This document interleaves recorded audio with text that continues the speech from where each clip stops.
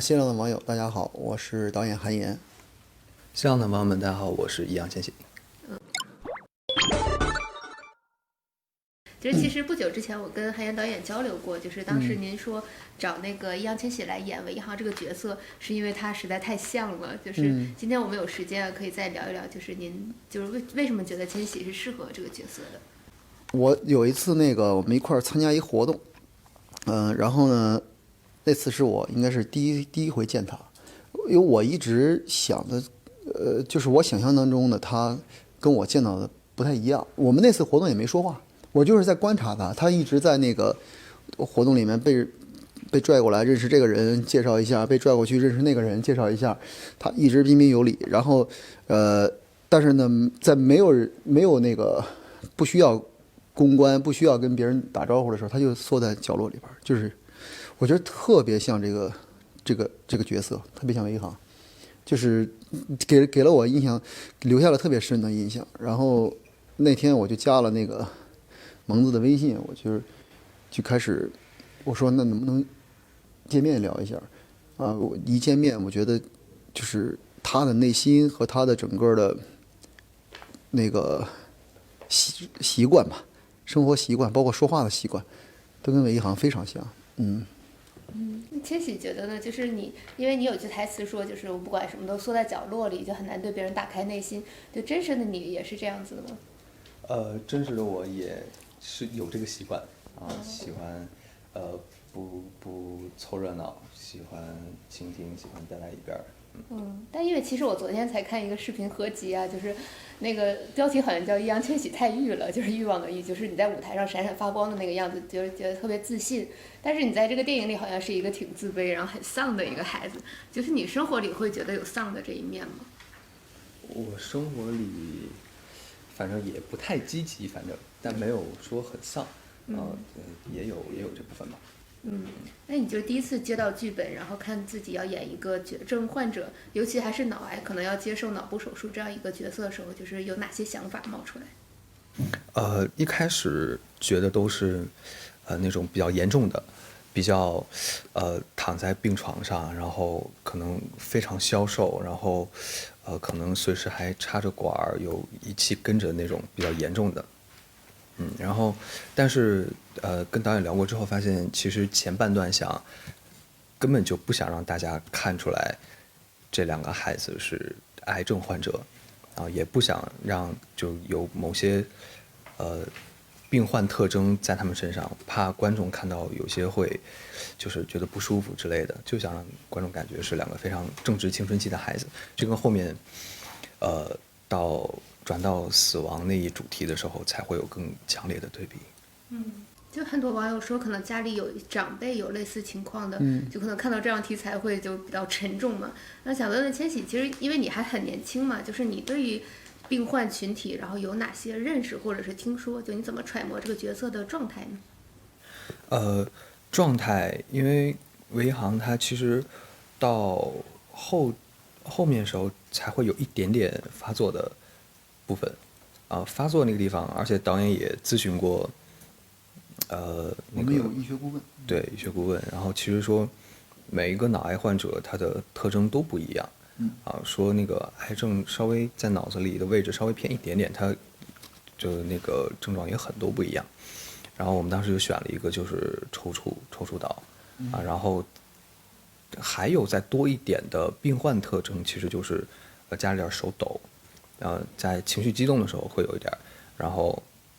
每一次脑海中出现那个糊的时候会出现一点点，这个就只是在癌症这方面的病患特征，就只有这几点，剩下的其实我觉得更难的是去描绘就是去描绘普通这两个字儿，因为普通生活戏非常难演，然后普通人的戏也非常难演，因为大家都是普通人，就你哪一点做的假，哪一点不真实不自然，大家一眼就能看出来，能感觉到就是有膈应，就觉得我们不是这样的，就是所以我跟我爸妈在一起的时候也是，就是反正生活戏非常难演，那种小细节，那种主要是看那种氛围，你到底像不像一家人，这种会比较难去把握。因为有网友提到，就是好像跟上次的，就是说台词的方式都不太一样，不知道这个是不是也是跟性格有关系？对，我这里面所有的包括发火，包括语系里面那一段儿，我其实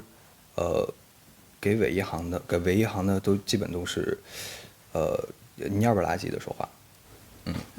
蔫不拉几。对，蔫不拉几说话，然后但是转到旁白的时候会稍微注意一点儿，因为旁白还是要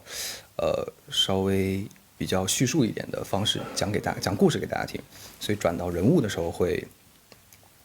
有一点自己小处理。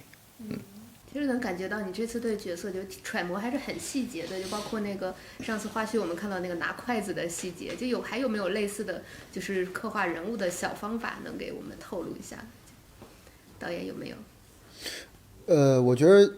拿筷子那个，你看上去就是很明确的，我们知道它有一个这样的设计。你比如说，有一些你看完了整个电影，但是其实你好像没有注意到，但是其实它在起作用的。你比如说肢体，就是他的整个他在塑造这个角色的时候，他的肢体，他一直腰都是塌着的，一直肩膀都是塌着的。就是你看我们健身房那场戏，那个是我们很早就开机没几天就拍的一场戏，对吧？第2天还是第3天拍的，就是他在那个椅子上坐着，那个坐姿，包括那个整个的一个状态，就是他用这种东西去找那个角色的跟那个角色的那个呼应感。其实这些东西，这些设计，其实你说他是一个从小学跳舞的一个孩子，他不可能说就是没法挺胸抬头，不可能，他就刻意的去把这个东西破掉，就这些无形当中在帮着观众在建立对这个角色的一个认知和一个信任。那像不拍戏的时候，你还会就想象我这个是拿筷子我是韦一航在拿还是易烊千玺在拿，就会有这样出不来角色的时候吗？不太有，因为这个剧组也可以说这个剧组是一个很好的剧组，就是大家的氛围都非常舒服，然后你进入到那个环境，到开拍那个环境的时候，你就总会有莫名其妙的一些小想法，一些当下我应该怎么做啊？比如说我从椅子上站起来，我怎么个肢体，我怎么个节奏，就只要在那个环境里面，因为大家都是潜心的在做创作这个事儿，所以那个氛围都很舒服。你只要在那里面就能很舒服、很自然的流淌出一些东西。其实前2天有粉丝做了一个很有意义的活动嘛，就是捐头发，是千纸鹤做的，就是2位有没有听说这个活动？我听说了，我看到了，然后觉得怎么样？就是这个创意，我觉得特别好，我觉得，而且我看那个，真的我就是特别感动。我觉得我们拍这部电影的目的就是让更多的人去关心身边的陌生人，关心这个，就我们不要感觉我们离那个疾病群体好像很远，其实它就在我们身边，就是我们谁也不敢说谁家里一个病人都没有，谁也不敢说这个话。所以其实我们就是从家庭的半径到陌生人的这个半径，我觉得其实我们这部电影就是想传达，就是你要学会去感受每个人的命运，就像英俊写的那个词儿，我真的觉得特别好，就是奖励你能感受每个人的命运，每个命运的挣扎。其实我们电影其实是这样一个初心，然后呢，他的粉丝就做了这样一件事儿，然后还在我们电影没上映之前就做了这样一件事儿，我真的觉得很欣喜，也很欣慰。千玺有什么要补充的吗？对，我粉丝经常会做这种很有意义的事情啊，会因为我的某一些工作也好，或者某一些机缘巧合，他们了解到的东西，然后他们会发散，然后去做，把力量更扩大，然后去做对社会更有意义的事情。他们经常会这样，反正我挺骄傲的。其实千玺，我觉得2部电影其实都是牺牲蛮大的形象，就上一部是被打得鼻青眼肿的，然后这一次可能因为你后期要演一个就是病患的状态嘛，就可能要掉头发呀，然后有一些瘦弱，就是最近有没有担心过？就毕竟还是一个偶像嘛，就是有没有形象包袱之类的？我还挺盼着做这种改变，就是这种因为我本身是一个就是喜欢变化的人，就是各种脉搏变化，就我会很喜欢。然后就每次做这个光头套，或者剃头，或者试妆，各种奇奇怪怪的东西往我身上试的时候，我都挺兴奋的。我喜欢这种。就还是想好好的做演员，就形象无所谓。然后就是因为这部电影其实在年底嘛，就是为什么选择这样一个档期上映？其实而且这个片名的寓意非常好，就送你一朵小红花嘛，就是对于我们今年这么难的一年来说，其实是一个很好的档期。就是当初是怎么考虑要在这个时间上映的？当初我觉得就是说这个，我们其实疫情，当我们控制住了疫情，我们就决定快速启动这部电影的拍摄。然后其实我们聊这个东西已经聊了很久了，但是一直就没有一个具体的执行的一个时间的一个节点。但我觉得这次疫情让大家好像对这个事儿的思考都变多了，我是觉得我们特别需要去做一部这样的电影，去把这个东西表达出来，或者是让大家年底能够走进影院，有一次这样的一次宣泄的机会，然后有一次这样的被疗愈的机会。我觉得其实它的这个意义已经甚至大于了这个电影本身的意义啊。有可能问一个稍微残酷一点的问题，就是你们自己有没有设想过，就假如说我突然被通知我的生命只剩下1个月，就是你们可能会怎么度过？其实我觉得这个事儿我们不用去想它残不残酷，因为我们迟早要面对的。就是我是觉得应该我们这个电影就是给出了一个答案，就是珍惜每一分每一秒，就别想那么多。就是你现在但凡是还活着，就是认真活好每一分每一秒就好了。千玺呢？我如果有个期限的话，我肯定就是想把内心最期望、最迫不及待想去做的事儿给完成嘛。但我现在还没有。如果是三天时间的话，可能还就破罐子破摔，干啥都行了。1个月的话，其实是处于一个比较尴尬的状态。就你仔细想的话，其实你问的这个问题，就是我们拍这部电影的意义。就是说，对于梅一航来说，或者是对于马耀远来讲，他们都是得过病的人，但是他们貌似都好了，都被治愈了，但是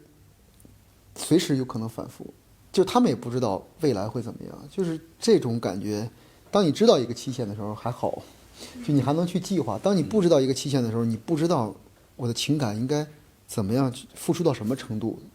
就我特别就是你可能会想啊，你如果付出多了，如果万一有不幸发生，那这个付出会不会成为大家的负担？如果付出少了，但你又活不痛快，就是我们就是在探讨这个问题。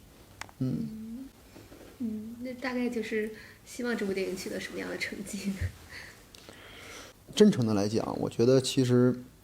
我更希望这部电影真的能够被更多的人看到。因为我今天下午已经说了很多次这个事儿了，我必须再讲一遍。有一件事儿对我触动非常大啊，就是它已经我觉得超越了我们一个创作者只是对于电影市场或者是对于那个东西的对于作品的一个认知。就我肿瘤君上映了几年之后，突然有一天我跟我一朋友吃饭，我那快吃完的时候，我那朋友有一个高中同学来找他，就是我那朋友跟那高中同学说他跟我吃饭呢，他高中同学就来见我，就是为了要跟我说一声感谢。就是因为他在最难的时候，他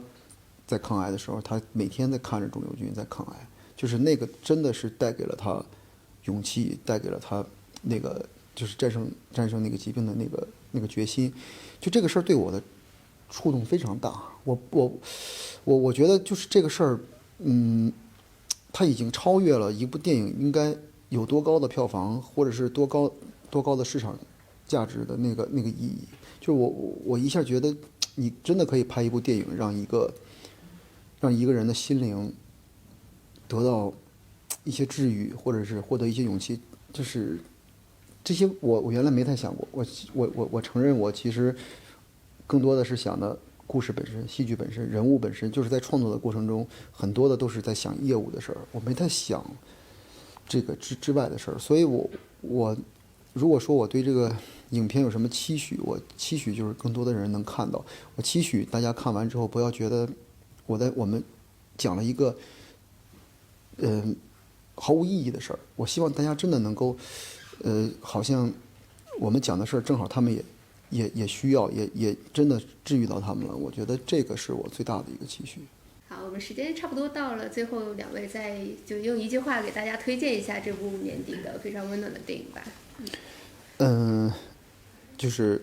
我们2020年终于给它过完了啊。这个年份呢，可能对于大部分人来讲都不是一个特别顺遂的年份。我就希望在2020年的最后一天，大家能够进影院去看这部电影，然后送你一朵小红花，然后也送自己一朵小红花，然后来年2021年我们带着这朵小红花继续前行。送你一朵小红花，我觉得适合各年龄层的人都能看，然后也是比较温情向的电影，然后故事也挺吸引人的。然后大家如果想要获得治愈的力量，或者是当面对生死这个问题比较困惑的时候，大家可以去电影院里面了解了解。好的，那希望我们都带着这朵小红花走到更好的2021年里去哈。谢谢2位，谢谢。